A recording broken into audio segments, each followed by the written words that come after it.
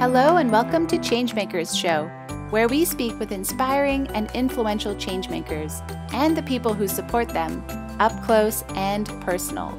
So get cozy and get ready to listen to our changemakers' stories and advice. Ask your burning questions and get inspired by their impact so you can be and bring the change you wish to see in the world too. Now let's get started with today's show.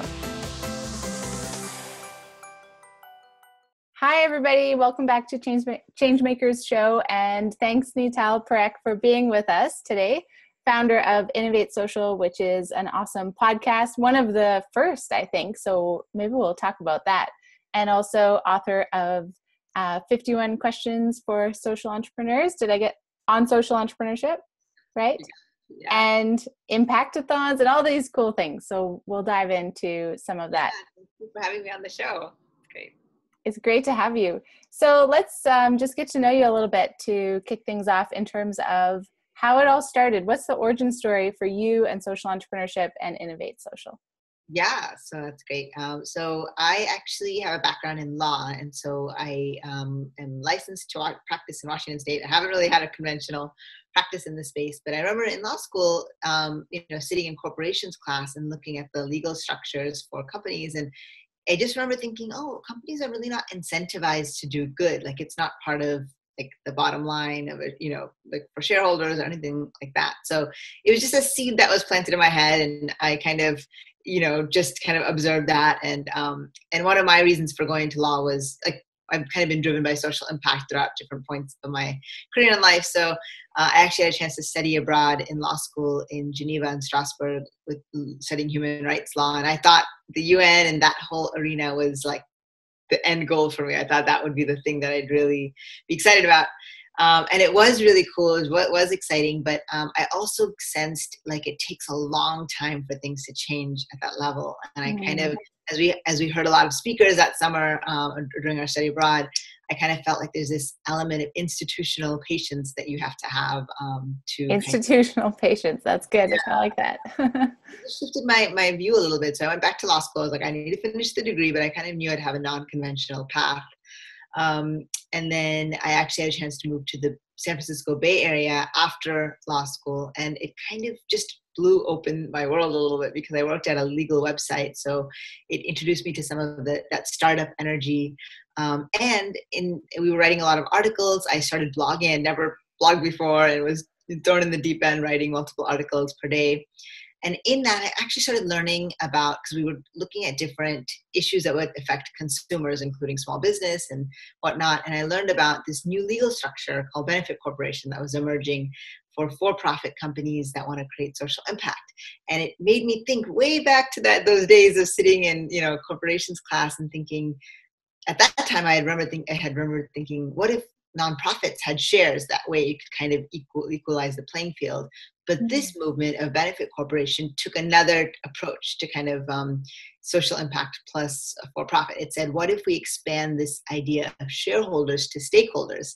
And now a company the companies that incorporate as a benefit corporation have a fiduciary duty to their stakeholders, which include the shareholders, but also include the environment and the community. So I thought it was just, it was the same question that I had, but it was approached and kind of, they were looking for a unique solution, an innovative solution. So I kind of, after some time of learning about this, I took a leap of faith. I knew I kind of wanted to be in that space or understand that more. And I left my work at Fine Law and I started going up to Sacramento and following the hearings of this new legislation that was passing. And because I'd been blogging, a blog was a natural place for me to kind of keep myself accountable and share what I'd learned. So that's how Innov8Social started as a blog. And then over the course of years, that was in 2011, 2012. And then that legislation passed. So benefit corporation passed in California. California was the sixth state to pass that. And now more than 35 states and jurisdictions have some kind of benefit corporation legislation or some other kind of form. So it was really, really interesting because law is often the last thing to change, or it's slow to change. And so I feel like the fact there was a lot of energy around these changes, it showed that like if you put your finger on the pulse, something was shifting. And I think we've seen that now in investing and informed consumerism. all around this space of social impact. And even with the younger generation that's coming through, like I feel like the kinds of jobs they're looking for, or the kinds of companies they want to start, or the graduate programs or undergraduate programs, focus on social entrepreneurship and social enterprise. So that's kind of where I started. And then I've started a podcast called the Impact Podcast by Innov8Social that like what you guys are doing, interviews. There's like 130 or 40 interviews with thinkers and doers, including yourself. And so on. So it's been kind of a journey. And then from there, I kind of felt like there wasn't the resource that would have helped me when I was starting the space. So I thought if there's a book that can kind of outline some of these areas of law, business, measurement of social impact, investing in one place, because I think an entrepreneur has to think about it all together. They're not separate. So the book, 51 Questions on Social Entrepreneurship. And in the book, there's characters and an event that these characters meet at called Impactathon. And so far, our presence online had been all virtual, like all online. So we kind of started an event called Impactathon. So we've partnered with 4 different, we've done 4 Impactathons, and it's all like a social impact hackathon workshop style hackathon, which is last week. So I think it's just kind of figuring out. I just try to say, how can I serve this space better, and that helps guide me, And so that's why it's not like maybe the thing that served 10 years, like 4 or 5 years ago is not the thing that will serve tomorrow. And that you also have to be ready to kind of be nimble a little bit too. So that's a very long answer to your question. No, that's wonderful. I had no idea that's how your blog originally started, was following actually the legislature for benefit corporations. That's so cool. And you're the perfect person to do that and share that out as you were observing that. Maybe I'll look back into the archives a little bit. Yeah, the first post all about the legislation. And I love what you said about the evolution, because you touched on, so first these big structures changing, and then even post-secondary is stepping up, I think, to this really huge demand from students, right, who want to blend business and impact, and have seen a lot of new support coming through that way, but also recognizing that it's evolving quickly. So where do you think things are going? This question was later in the plan, but let's talk about it now, because it's quite relevant to kind of see what support our social entrepreneurs needing right now. It's been really cool to have been working in this space for a few years, and also by doing interviews, there's people to follow up on and say, hey, how is that work going? And one of the bottlenecks that I have found is that sometimes you meet social entrepreneurs that have a business model. They're maybe actually earning, revenue, but in order to get to the next level, they actually need to have an influx of revenue, or find a new user base, or kind of have some big jump. And sometimes that jump, it just doesn't happen. And so interestingly, social enterprises have to fold up. It doesn't mean that I don't think it's a failure. I think it's just like that maybe in that form it didn't work. And a lot of times those people become social entrepreneurs, or they start their next social enterprise. Right. But I feel like it is a characteristic of the space that it's just, I'm noting that. And I feel like, so that's one thing. And then the other thing is, though the legal structure has passed, the thing that brought me into the space, there are not a resounding number of benefit corporations. So that's just interesting. And there's not a lot of law. In law, we're always looking for precedents. Like, have there been cases that have, and there haven't been cases, so it hasn't also been tested in a certain way. So I think there is a lot of like interest and momentum, but sometimes the like measurable progress is still like, we're still figuring that out. So the whole space is still figuring that out. So for me, some of the things that look interesting is looking at how do we get more resources to the space. So in the US, the Jobs Act passed a few years ago, which kind of opened up crowdfunding. So that seemed like that could be something. I don't know if a lot of social enterprises have used it. But now on the next horizon, similarly, is the blockchain and cryptocurrency space, where I feel like there is some interesting things happening where maybe social entrepreneurs can make the most of the opportunities to kind of both fundraise through cryptocurrencies, but also use some of the innovation in blockchain around smart contracts and universal ledger to kind of further the work, and also build it in a way that is forward looking. So I've been trying to understand some of those things and jump into like hackathons, because I'm just learning as well. But there's a lot of potential and possibility in that space. So I'm curious. I know a lot of, unlike the benefit corporation movement, where a lot of the people that were drawn to the movement held the same values, like of social impact. And that's not necessarily true of the blockchain space. It attracts a lot of people with a lot of different objectives, including dark web and the complete, maybe opposite social impact. But I think there's also great potential there. So I think it's something for social entrepreneurs in the next phase to look into, some of the applications there. So.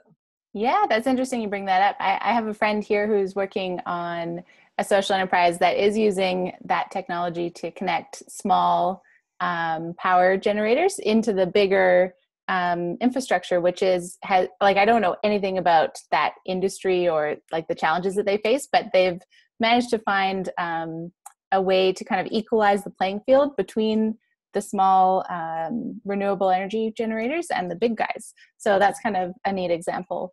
But yeah, so new technologies are definitely opening it up. But it's interesting too, like you say, about the needing that jump or there's so much bubbling and momentum, but we're still waiting for those really huge examples to become more and more frequent in terms of like, hey, this is really,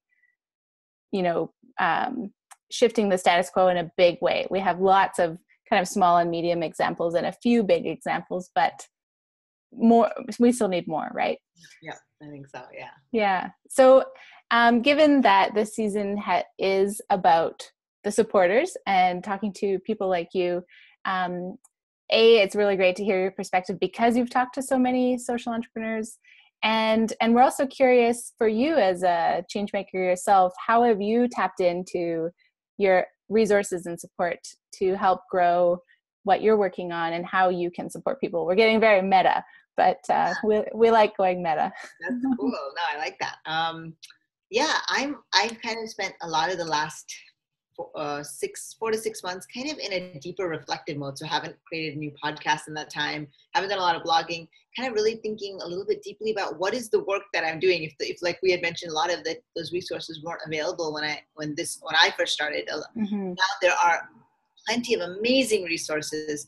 So for me, I always think, how can I serve the space? So just creating more content was not my objective, like necessarily for being in the space. So, so I think it's been, just thinking through like, how can I serve in the space better, or offer something more? And the live event Impactathon, I think has been, it's been really amazing for me to facilitate that, but also to see the interactions that happen. And I feel like something awakens in people when they are together and they're aligned with social impact and they're working, with the timeline on like really important issues to them, especially when you look at folks that are coming out of high school, college, or undergrad, or in that where the problems that they see facing their generation are very real. So I feel like I've kind of tapped as people that I have interviewed to be mentors or speakers at Impactathons. I've been a little bit more like trying to say like, now I feel like this is the thing for a little while that I want to work on and find partners for. So I'm also realizing our work is best when we partner. I think it kind of awakens it and it kind of challenges it in different ways. So just now just really kind of reaching out to folks and saying, how can we partner? How can we work together to bring this to your students or your constituents or your community and get creative? Because I feel like, especially with everything in the news that can be really challenging to hear, it kind of makes us feel like we don't have any agency or we don't have any say in it, but we do, and so I feel like when you get people in a room together, it's like a beautiful reminder of that. And not every idea that is pitched will make it, but I think the fact that we can identify a problem and come up with our own solution and figure out a way to make it happen is like very empowering. So so I think that's kind of where I'm trying to both pull in the resources that I have, because I know like I feel amazing when I'm involved in this and I know other people do, but then also say, how do we partner to think a little bigger about it? And I think that's kind of where I'm at right now. Yeah, I love that you're in that synthesis mode, like a percolation. But I think the interesting thing too is that you, like you said, did a lot online, and now the Impactathons are in person and really high energy, like packed time frame. And I think that is really powerful, right? So And obviously Solon and I work mostly online as well, but I've been doing a little bit more in-person stuff lately, and it's definitely has a different layer, right? It's more, you can get a little bit more connected one-on-one. And so that can go a long way, but I mean, we need both. So it's interesting to see how that dynamic is evolving as well. Because I think people like you and myself and Solène, we went online initially so that we could connect to people, but now locally there's more happening too, right? That's how I met you guys through our work online. Exactly. Yeah. Worked. We kind of formed our community, but now I think so much people are so connected to their phones and being online that when we create live situations and interactions, that there's a beauty, and like it's almost a reminder to like days when we weren't like looking at our phone all the time. Yeah, exactly. So it's good. Now we can foster or nurture both, right? And link them together. So I'd love to hear your thoughts about what's been your biggest learning as you've been on this journey, and what can you share with our listeners about that? Yeah, I've been kind of reflecting on that a lot lately. And I think there is this idea in this space about like kind of this idea of grit, like getting through the challenges, because there's in this space, there can be a lot of challenges with any entrepreneurial endeavor. There's a more likelihood that it won't succeed than it will. That's just the nature of entrepreneurship. But when our work is so important, like, you know, when the thing that we're doing is we feel like it could make a big difference to someone, it's tougher to let that go. So I feel like even at different points, like my dad's just like, why don't you just get a normal job? Or law. And you know, so but I think it's a balance. Sometimes we do our work on the side, you know, we do it as the main, it's either the, you know, they call it the side squeeze or the main show or whatever. We can kind of, you know, kind of flip back and forth. But yeah, I think just being I think this idea of like being of a service mindset has really helped me, because if we compare, like, or we look at the work that we're doing and others are doing, we may feel like, oh, but we're not doing enough, or we haven't reached this. But if you think, how can I serve? What can I offer? Suddenly you always have something to offer, like, you know? And so I think it shifts your mindset and the framing to being not about like achieving a certain goal, but serving someone or an organization or your, you know, or your clients better. Like, how can you serve them better, or can, you know, continue to serve something valuable? So I think that has been a positive reframing. In that way, it's just a way to kind of, it's not like, you know, even going back to the groups that I've worked with before and trying to say, where are you now? Like even with Impactathon, kind of reaching, I did some coaching last year and a lot of the people that were in the first cohort had come from an Impactathon. So it's like, it reminded me that just because they went to an Impactathon, a great 1 day or 2 day event, a lot of energy, that their work didn't end there. In fact, maybe there was a challenge of how do you integrate some of what you learned into their day-to-day. So there was a value then of saying, okay, well, let's do a 6-week kind of, you know, kind of engagement, or we're touching base more regularly, you know, creating accountability and stuff. So I think it's just, it's that mindset, you know, that has helped me a little bit, the service mindset. Yeah, that's great. And just flipping from, it's almost the flip to a glass half full, not that it's half empty before, but it's really just focused on serving and adding into what's already there potentially. And so it's more, just like the user-centric mindset for sure. And so given that you've worked with so many different types of social entrepreneurs and spoken with so many on your podcast and been a witness to some very neat evolutions in the space overall, have you picked up on any kind of key learnings for the practitioners, the entrepreneurs on the ground, that you've seen just over and over again in your conversations about either common challenges that they're facing, or more likely solutions that, you know, so mindset could be one, but anything else that stands out? Let's see. Things that have been useful. I think a little bit of entrepreneurship is luck and social entrepreneurship, so that we can't account for. But it's good to know that, because we kind of take that the heaviness of like something succeeding or failing a little bit lighter. But then the other thing is, I think being able to iterate and try different things. So both being really committed to your mission and your vision, your why for doing that. If that's changing all the time, I think it'll be very difficult. It can be tough for that social enterprise to continue. But if you're really synced in with that, then the how can look different. And if you're okay with that, that might look completely different than you expected. But if you can iterate and try different business models, maybe try to reach different target audiences, that seems to have been successful for people. Like maybe they thought they were just going to directly connect with consumers on whatever they were building. But then they realized if they could work with enterprises, that might be a more sustainable business model to like continue, So I think just being able to be aware of, of that, and then just kind of like persevering, in some way, not if you can hold on to some part of it so you don't totally give it up, then I think that there's a better chance that in some point the luck will come, and then the resources will come and the alignment will come, and maybe you'll just find that like that kind of golden moment to just run with it. Yeah. No, that's great. I mean, perseverance can go a long way. I know some people that I work with, and I've definitely thought of this myself too, is like, you do ask yourself the question of, should I give up? Or like, is it going in the right direction? And someone asked me that just last week, and it's such a hard, like there's no black and white, no go, because the perseverance, as if you're willing to iterate and keep trying new things, then the possibilities are endless. So it's really up to your stamina as a leader in a way, right? And eventually it will work out somehow, as long as you're open to doing things a little bit differently than you first expected. Yeah. So where do you see Innov8Social in the next 5 years? Where are you headed? Yeah, that's great. Well, I feel like reconnecting with Impactathon has been really meaningful. So I'd love to just do more of those. So I also understand, just like when I did the podcast with, I kind of, in those conversations, I began to understand the space better through the eyes and lens and the stories of the people I was interviewing.